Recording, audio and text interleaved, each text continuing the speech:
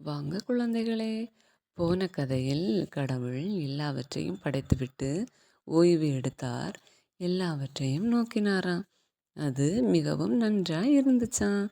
கடவுள் மனிதன் தனியாக இருப்பது நல்லதில்லை என்று நினைத்தாராம். கடவுள் அடுத்து என்ன செய்ய போறாருன்னு பார்க்க ஆர்வமா இருக்கா? சொல்றேன். கடவுள் ஆதாமுக்கு நன்றாக தூக்கத்தை வர வைத்தாராம். அவருடைய விலா எலும்பிலிருந்து ஒன்றை எடுத்து ஆதாமுக்கு ஒரு மனைவியை உண்டாக்கினாராம். அழகா இருக்காங்க தானே? இப்படித்தான் முதல் பெற்றோர்கள் உருவானார்களாம். ஒரு நாள் ஏவாள் மட்டும் தனியாக இருந்தபோது ஒரு பாம்பு அவளிடம் பேசுச்சான். கடவுள் உங்களிடம் தோட்டத்தில் உள்ள எல்லா மரங்களிலிருந்தும் உண்ணக்கூடாது என்றது உண்மையான்னு கேட்டுச்சான். பெண் பாம்பிடம், தோட்டத்தில் இருக்கும் மரங்களின் பழங்களை நாங்கள் உண்ணலாம், ஆனால் தோட்டத்தின் நடுவில் உள்ள மரத்தின் கனியை மட்டும் நீங்கள் உண்ணவும் கூடாது, அதை தொடவும் கூடாது, மீறினால் நீங்கள் சாவீர்கள் என்று கடவுள் சொன்னாருன்னு சொன்னாலாம். பாம்பு பெண்ணிடம், நீங்கள் சாகவே மாட்டீர்கள், ஏனெனில் நீங்கள் அதிலிருந்து உண்ணும் நாளில் உங்கள் கண்கள் திறக்கப்படும், நீங்கள் கடவுளைப் போல் நன்மை தீமை அறிவீர்கள் என்பது கடவுளுக்கு தெரியும்னு சொல்லிச்சான். ஏவாள் பாம்பு சொன்னது உண்மைன்னு நினச்சி அந்த பழத்தை பறிச்சாளாம். அதை பறித்து சாப்பிட்டுட்டு தன் கணவன் ஆதாமுக்கும் கொடுத்தாளாம். அதை ஆதாமும் சாப்பிட்டானா. அவர்கள் கண்கள் திறக்கப்பட்டதாம். அவர்கள் ஆடையின்றி இருப்பதை உணர்ந்தாங்களாம். அவர்கள் இலைகளை தங்களுக்கு ஆடைகளாக உடுத்தினார்களாம். சாயங்காலத்தில் ஆதாம் ஏவாள் என்று கடவுள் அழைச்சாராம். அவர்கள் ஒளிந்து கொண்டார்களாம். ஏன் தெரியுமா? கடவுளின் சத்தத்தை கேட்டு பயந்தார்களாம். அவர்கள் கடவுளிடம், நாங்கள் ஆடையின்றி இருக்கிறோம் என்றார்கள். நான் உண்ணக்கூடாது என்ற மரத்தின் பழத்தை உண்டீர்களா என்று கடவுள் கேட்டாராம். தன்னுடைய பேச்சை ஏன் கேட்கவில்லை என்று கோபப்பட்டாராம். ஏவாள் பாம்பு மேலே பழி போட்டாளாம். ஆதாம் ஏவாள் மேலே பழி போட்டாளாம்.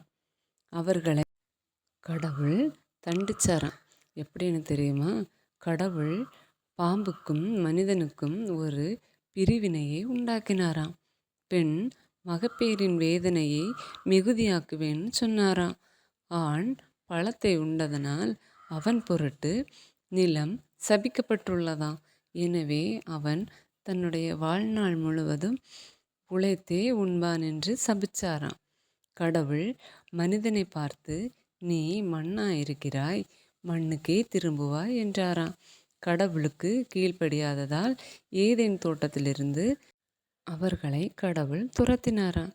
அவர்கள் அந்த தோட்டத்தில் திரும்பி வராமல் இருப்பதற்காக வாசலில் தேவ தூதர்களை நிறுத்தினாராம். அவர்கள் ஏதேன் தோட்டத்திலிருந்து வெளியேறின பின்பு கடவுள் அவர்களுக்கு தோல் ஆடையை அணிவித்தாராம். ஆதாமுக்கும் ஏவாளுக்கும் 2 குழந்தைகள் பிறந்தார்கள்.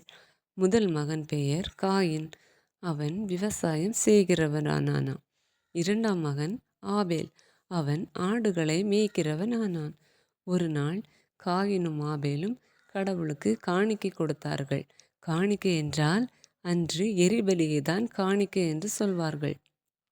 ஆபேல் கொடுத்த காணிக்கையை கடவுள் ஏற்றுக்கொண்டார். பாருங்க, வானத்திலிருந்து ஒரு அக்கினி வந்திருக்கா? அந்த அக்கினி காணிக்கையை சுட்டெரிக்கும் போதுதான் காணிக்கையை கடவுள் ஏற்றுக்கொண்டதாக அர்த்தம். காயின் கொடுத்த காணிக்கையை கடவுள் ஏற்றுக்கொள்ளவில்லை. பாருங்க, காயினோட காணிக்கையில் புகை வருதா? அப்போ அவனோட காணிக்கையை கடவுள் ஏற்கவில்லை. இதனால் காயின் கோபம் கொண்டான். கடவுள் காயினிடம், நீ நன்மை செய்தால் ஏற்றுக்கொள்ளப்படுவாய், கோபத்தை அடக்கிக்கொள், பாவம் உன்னை ஆள்கொள்ள விடாதேன்னு சொன்னாராம். ஆனால் காயின் தன் சகோதரன் ஆபேல் மீது கோபம் கொண்டு அவனை அடித்து கொன்று போட்டான். கடவுள் காயினிடம், உன் தம்பி எங்கே என்று கேட்டாராம். அதற்கு காயின், அவனுக்கு நான் காவலாளியா என்று கேட்டானா. கடவுள் காயினிடம், உன் சகோதரனின் இரத்தம் என்னை நோக்கி கூப்பிடுகிறது என்றாராம். அப்போ இரத்தத்தில் என்ன இருக்கு? உயிர் இருக்கு. நம்மளும் யாரையுமே அடித்து துன்புறுத்தக்கூடாது. இதனால் கடவுள் காயினை தண்டித்தாராம். அவனை நாடு கடத்தினார். காயின் பல ஆண்டுகளாக அலைந்து திரிந்தானாம். அப்போது அவன் ஒரு பெண்ணை கண்டடைகிறான். அவளை தன் மனைவியாக ஏற்றுக்கொள்கிறான். அவர்கள் இருவருக்கும் குழந்தைகள் பிறக்கிறது. போக போக மக்கள் தொகை அதிகரிக்கிறது. இதனால் அவன் ஒரு நகரத்தை கட்டி எழுப்புகிறான். அடுத்த நகரத்தில் யாரெல்லாம் இருக்காங்கன்னு, அடுத்த கடவுள் என்ன செய்ய போறாருன்னு அடுத்த கதையில் பார்க்கலாம்.